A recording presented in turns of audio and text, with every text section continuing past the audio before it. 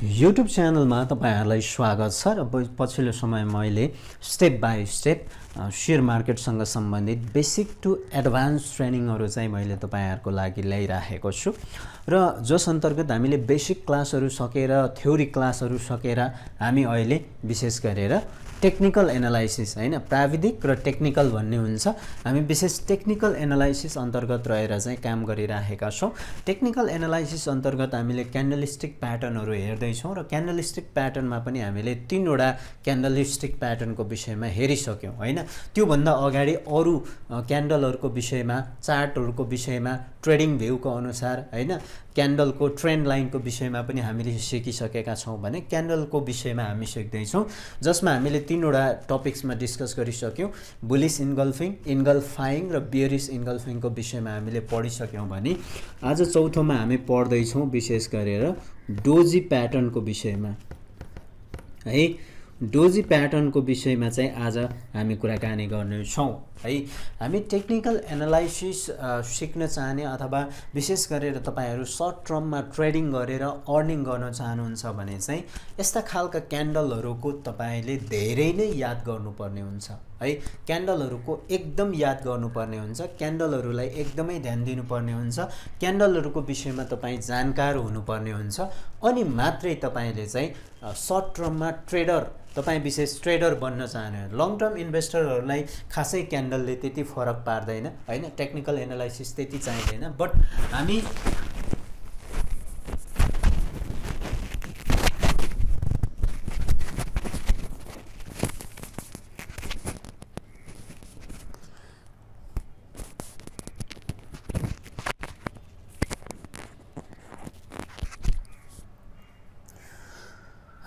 Short term trader जो बन्न चाहन्छौं सर्ट टर्ममा जसले ट्रेड गरेर चाहिँ पैसा कमाउन चाहन्छौं हाम्रो लागि भनेको टेक्निकल एनालाइसिस एकदमै भ्यालुएबल हुन्छ त्यसैले गर्दाखेरि तपाईले के बुझ्नु पर्यो भन्दाखेरि हामीले टेक्निकल एनालाइसिस राम्रोसँग सिक्नुपर्छ तपाईले 3 महिना टेक्निकल एनालाइसिस मज्जाले सिक्नुस् त्यसपछि तपाईलाई तपाईको रिजल्टमा तपाईको ट्रेडिङ गर्ने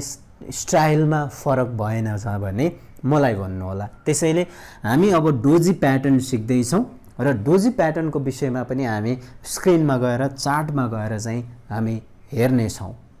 यो भिडियोमा भने हामी डोजी क्यान्डल प्याटर्नको बारेमा केही कुराहरु सिक्ने छौं डोजी क्यान्डल प्याटर्न एउटा मात्र प्याटर्न हैन यसमा चाहिँ विभिन्न क्यान्डल प्याटर्नहरुको चाहिँ एउटा ग्रुप चाहिँ डोजी प्याटर्नमा चाहिँ हामी पाउँछौं डोजी प्याटर्नमा यदि हेर्छौं भने बेसिक रूपमा चारवटा चाहिँ हामी डोजी क्यान्डलस्टिकको प्याटर्नहरु यो भिडियो मार्फत चाहिँ जानकारी लिने छौं एउटा चाहिँ तपाईको रहेको छ स्ट्यान्डर्ड डोजी त्यसपछि अर्को रहेको छ तपाईको लङ लेग डोजी एउटा ग्रेपस्टोन डोजी र अर्को चाहिँ ड्रागनफ्लाई डोजी यो चारवटा क्यान्डलस्टिकहरुले के रिप्रेजेन्ट गर्छन् यिनहरुलाई कसरी खोज्ने अथवा यिनहरुमा चाहिँ के कस्तो बाइङ सिग्नल अथवा सेल सिग्नल हुन्छ भनेर चाहिँ हामी यस भिडियो मार्फत सिक्ने छौं सबैभन्दा पहिला भने हामी स्टार डोजी अथवा लङ लेग डोजीको बारेमा चाहिँ जानकारी लिने छौं अभियसली स्टार डोजी र लङ लेग डोजी चाहिँ दुईटा छुट्टै क्यान्डल प्याटर्न भए तापनि यिनहरुले जति पनि डिसिजनहरु हुन्छ अथवा यिनहरुले देखाउने जुन हामीलाई दिने सिग्नलहरु हुन्छ सिग्नलहरु भने दुईटैको सिमिलर रहने कारणले गर्दाखेरि भने दुईटैको चाहिँ मैले एउटै स्लाइड मार्फत चाहिँ तपाईहरुलाई बुझाउने कोसिस गर्दै छु लङ लेग अथवा स्टार डोजीले चाहिँ हामीलाई के देखाउँछ त भन्दाखेरि इन्डिसिजन इन द मार्केट यानी कि मार्केटले कुनै पनि एउटा प्रष्ट डिसिजन लिन नसकेको कुरा चाहिँ स्टार अथवा लङ लेग डोजीले बनाउँछ भनेको अर्थ चाहिँ बायर र सेलरहरुको प्रेसर लगभग सेम भएको अथवा न बजार माथि जान सकेको न बजार तल जान सकेको यसरी कुनै पनि पर्टिकुलर एउटा डिसिजनमा चाहिँ मार्केट जान नसक्नुको सिचुएसनलाई चाहिँ स्टार डोजी अथवा लङ लेग डोजीले चाहिँ देखाउँदछ यहाँनिर तपाईहरु बीच मैले पिक्चर पनि राखेको छु स्टार डोजी र लङ लेग डोजीको यदि हामी कुरा गर्छौं भने यसमा के हुन्छ त भन्दाखेरि ओपन र क्लोज हुन्छ त्यो चाहिँ एउटै रेन्जमा हुन्छ 1-2 पोइन्टको भन्दा बढी चाहिँ फरक चाहिँ हामी यसमा लिदैनौं जस्तै यदि हामीले यो भन्दा अगाडिको जति पनि क्यान्डलहरु हेरौं त्यसमा के थियो भन्दा बडी चाहिँ एकदमै ठूलो थियो यसरी एउटा ठूलो बडी चाहिँ थियो विक चाहिँ सानो थियो तर यदि हामी डोजी क्यान्डल प्याटर्नहरुको कुरा गर्छौं भने डोजीमा चाहिँ के छ भन्दा ओभरअल जुनसुकै हामी डोजी हेरे तापनि जुन ओपन र क्लोज हुन्छ यो चाहिँ एकदमै क्लोज हुन्छ र यदि एउटा मात्र लाइन भयो अथवा जहाँनिर ओपन भयो त्यहीँनिर क्लोज भयो भने त्यसलाई चाहिँ हामी अझै पर्फेक्ट डोजी प्याटर्नको रूपमा चाहिँ लिने गर्दछौं डोजीमा चाहिँ के हुन्छ भन्दाखेरि जुन तपाईको यो बडी हुन्छ क्यान्डलको बडी चाहिँ एकदमै सानो हुन्छ तर यसको जुन विकहरु हुन्छ जुन स्याडो हामी टेल भन्छौं यो चाहिँ एकदमै लामो अथवा बडीको कम्प्यारिजनमा चाहिँ एकदमै ठूलो चाहिँ हामी विकहरु देख्ने गर्दछौं यदि हामी स्टार डोजी लिन्छौं भने ओभरअल यसको जुन विक हुन्छ, विक चाहिँ त्यति धेरै ठुलो चाहिँ हुँदैन, लगभग बडीसँग एउटा एक्स जस्तो अथवा प्लस जस्तो साइनमा बसेको हुन्छ सानो। तर यदि हामी लङ लेग डोजी हेर्छौँ भने चाहिँ यसमा चाहिँ जुन यसको विक हुन्छ, स्याडो जुन हुन्छ, स्याडोहरू चाहिँ एकदमै लामो हुन्छ, बडीको कम्पेरिजनमा स्याडोहरू एकदमै लामो हुन्छ। र बडीको पनि यदि हामी कुरा गर्छौँ भने ओपन र क्लोज चाहिँ एकदमै नजिक चाहिँ हुने गर्छन्, अथवा ओभरअल एउटै ओपन र क्लोज चाहिँ हुने गर्छन्।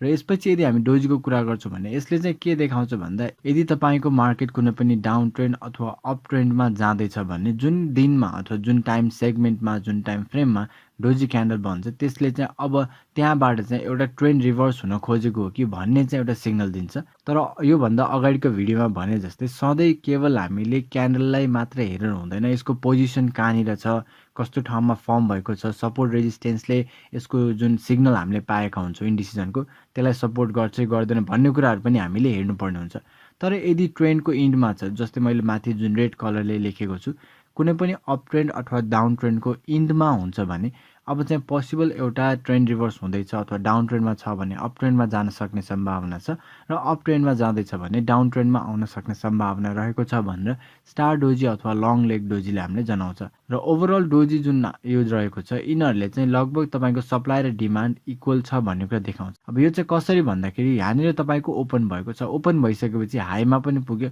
लोमा पनि पुग्यो, र ओभरअल बजार चाहिँ यहीँनिर आएर क्लोज हुँदाखेरि के चाहिँ हुन्छ भन्दा बायरहरू इन्क्रिज हुँदाखेरि टपमा पुगेर सेलरहरूले फेरि यही प्राइस पोइन्टमा धकेलेको हामी पाउँछौँ। र जब सेलरहरू चाहिँ बढी एग्रेसिभ भए, सेलरहरू बढी हाभी भए त्यतिखेर प्राइस तल पुग्यो। तर ओभरअल फेरि बायरहरूको प्रेसरले गर्दा ओभरअल मार्केट चाहिँ त्यहीँनिर आएको कारणले गर्दाखेरि मार्केटमा सप्लाई र डिमान्ड एउटै लेभलमा रहेको, र त्यो कारणले गर्दाखेरि भने फिक्स तरिकाले मार्केट माथि जाने हो कि तल आउने हो यो चाहिँ फिक्स नहुन सकेको भनेर चाहिँ स्टार डोजी अथवा लङ लेग डोजीले चाहिँ भन्ने गर्छ। त्यसपछि अर्को हामी यदि चार्टमै हेर्छौँ भने यहाँनिर तपाईँलाई दुईवटा डोजी प्याटर्न चाहिँ मैले दिएको छु। अहिलेको लागि भने हामी यो मात्र हेर्नेछौँ, यो चाहिँ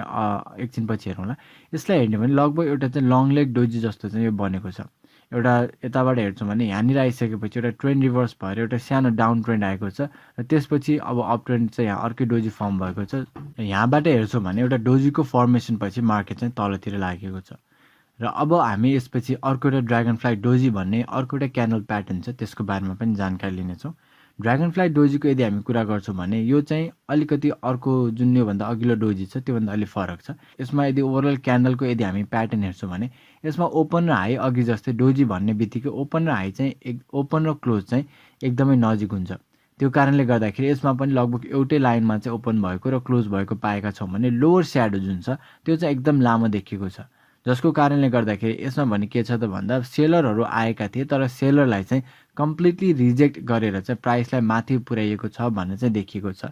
र ड्रागन फ्लाई डोजी जुन हुन्छ, ड्रागन फ्लाई डोजीमा चाहिँ हामीले लङ स्याडो हुन्छ, र कहिलेकाहीँ थोरै एउटा यहाँ माथितिर जुन यो ओपन क्लोज छ योभन्दा माथि सानो अप्पर स्याडो पनि हामीले कहिलेकाहीँ चाहिँ एक्सपेक्ट गर्न सक्छौँ। तर यदि अप्पर स्याडो भएन भने जुन तरिकाले अहिले यो क्यान्डल बनेको छ अप्पर स्याडो नभइकन जुन ओपन क्लोजको एउटा सानो बडी त्यसपछि एकदमै लामो लोवर स्याडो यदि हामी पाउँछौँ भने यसलाई चाहिँ हामी पर्फेक्ट ड्रागन फ्लाई डोजी पनि भन्छौँ। र सानो अप्पर स्याडो भएसम्म चाहिँ खासै त्यति धेरै कुरा चाहिँ बिग्रिन्न, लगभग सबै कुराहरू चाहिँ सिमिलर नै रहन्छन्। ड्रागन फ्लाई डोजीको यदि हामी कुरा गर्छौँ भने यो चाहिँ एउटा बुलिश क्यान्डल स्टिक प्याटर्न हो, यानि कि अब जहाँनिर चाहिँ ड्रागन फ्लाई डोजी बनेको छ त्यहाँबाट भने एउटा मार्केट माथितिर जाने अथवा अपवर्ड मोमेन्टममा जाने अप ट्रेन्ड एउटा फर्म हुन सक्ने हामीले सिग्नल लिएका हुन्छौँ। तर अर्को कुरा के छ भन्दा ड्रागन फ्लाई डोजीमा हाई बाइङ प्रेसर पनि हामी पाउँछौँ। यानि कि कसरी त भन्दा ड्रागन फ्लाई डोजी फर्म हुँदाखेरि यहाँनिर ओपन भएर मार्केट चाहिँ एउटा रेड क्यान्डल बनिसकेको थियो, तर रेड क्यान्डल बनिसक्दाखेरि एउटा लो प्राइसमा आउने बित्तिकै त्यो प्राइसबाट भने बायरहरू एकदमै एग्रेसिभ भएर माथि आएको चाहिँ हामी पाउँछौँ,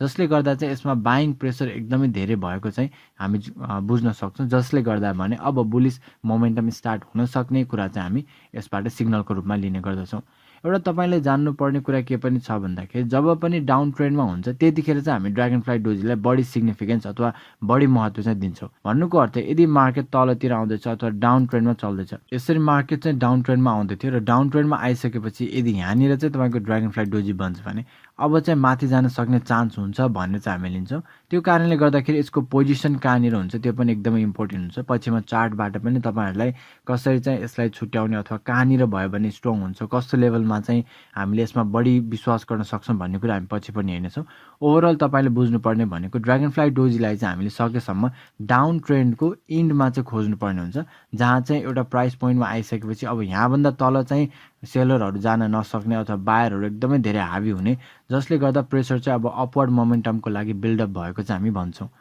ड्रागनफ्लाई डोजीको यदि हामी इक्जाम्पल हेर्छौँ भने यो चार्टमा तपाईँले देख्नुहुन्छ यहाँबाट चाहिँ एउटा डाउन ट्रेन्ड स्टार्ट भएको छ र डाउन ट्रेन्ड स्टार्ट भइसकेपछि एउटा यहाँ इन्डमा आएर चाहिँ के भएको छ, ड्रागनफ्लाई डोजी बनेको छ। र यो ड्रागनफ्लाई डोजी यदि तपाईँ हेर्नुहुन्छ भने यो पर्फेक्ट ड्रागनफ्लाई छैन, किनभने यहाँनिर माथितिर सानो एउटा अप्पर स्याडो पनि हामीले चाहिँ पाएका छौँ। र ड्रागनफ्लाई डोजी बनिसकेपछि फेरि के भएको छ त भन्दा बजार माथितिर लागेको छ। र ड्रागनफ्लाई डोजी बने तापनि हामीले अर्को एउटा इम्पोर्टेन्ट कुरा के पनि छ त भन्दा एउटा कन्फर्मेसन क्यान्डलको चाहिँ हामीले सधैँ पर्खाइमा चाहिँ रहनुपर्ने हुन्छ।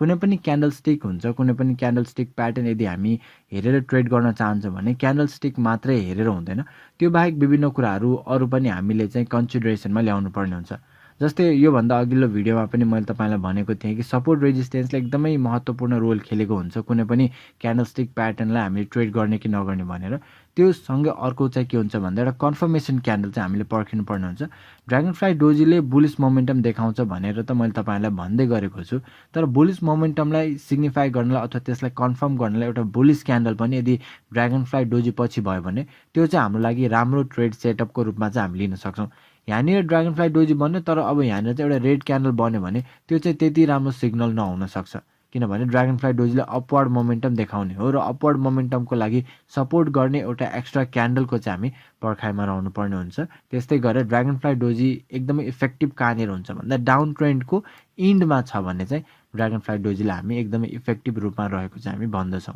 त्यस्तै गरेर अब अर्को एउटा ग्रेभस्टोन डोजी भन्ने पनि डोजीकै टाइप रहन्छ। ग्रेभस्टोन डोजीको बारेमा जान्नु पर्दाखेरि तपाईँले के चाहिँ छ भन्दा यो चाहिँ ड्रागनफ्लाई डोजीको अपोजिट चाहिँ रहेको छ।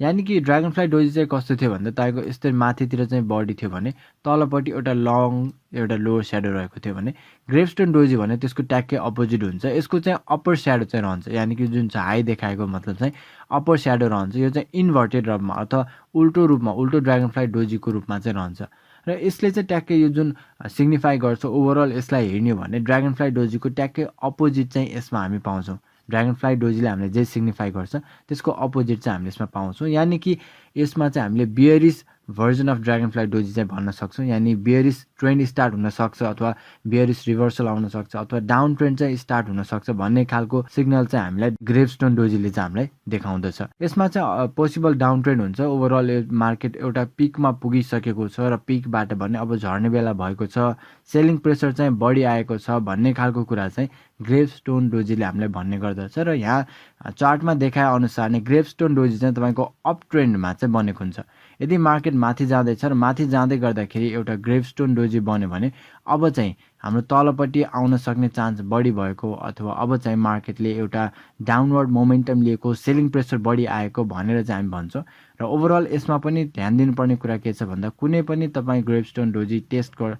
कुनै पनि ग्रेभस्टोन डोजीमा रहेर तपाईँ ट्रेड गर्नुभन्दा अगाडि तपाईँले सपोर्ट रेजिस्टेन्स, तपाईँको भरपर्दो इन्डिकेटर जुन पनि तपाईँ युज गर्नुहुन्छ आफ्नो ट्रेड सेटअपसँग अथवा आफ्नो ट्रेडिङ स्ट्राटेजीसँग मिल्ने खालको एउटा सेटअपमा चाहिँ तपाईँको यो ग्रेभस्टोन डोजीले तपाईँले कस्तो सिग्नल दिन्छ त्यसमा पनि हामी भर पर्नुपर्ने हुन्छ। यसलाई अझै डिटेलमा चाहिँ हामी चार्टमा पनि हेर्नेछौँ केही समयपछि। त्यसपछि अब यहाँनिर पनि मैले अर्को एउटा इक्जाम्पल राखेको छु। पर्फेक्ट ग्रेभस्टोन डोजीको फर्मेसन चाहिँ यहाँ रहेको छ। एउटा अपवर्ड मोमेन्टम थियो, अपवर्ड मोमेन्टमको टपमा चाहिँ एउटा ग्रेभस्टोन डोजी बनेको छ र यो चाहिँ पर्फेक्ट ग्रेभस्टोन डोजी बनेको छ। भन्नुको अर्थ चाहिँ यसमा कुनै पनि लोवर स्याडो चाहिँ छैन, खालि लङ अप्पर स्याडो छ र मार्केटको ओपन र क्लोज हेर्छौँ भने ओभरअल एउटै रेन्जमा चाहिँ भएको छ। जसपछि चाहिँ हामीले एउटा कन्फर्मेसन क्यान्डलको पनि वेट गरेको हुन्छौँ। कन्फर्मेसन क्यान्डल पाइसकेपछि भने अब बजारले डाउन ट्रेड लिन खोजेको हो कि अथवा लोवर लो र लोवर हाई बनाउँदै यसरी चाहिँ बजार तलतिर जान खोजेको हो कि भन्ने खालको चाहिँ हामी यो ग्रेभस्टोन डोजीबाट चाहिँ हामी सिग्नल लिने गर्दछौँ। र हामीले जान्नुपर्ने ओभरअल चार्ट र डोजी प्याटर्न चाहिँ यही रहेको छ। यसपछि पनि अझै हामी फर्दर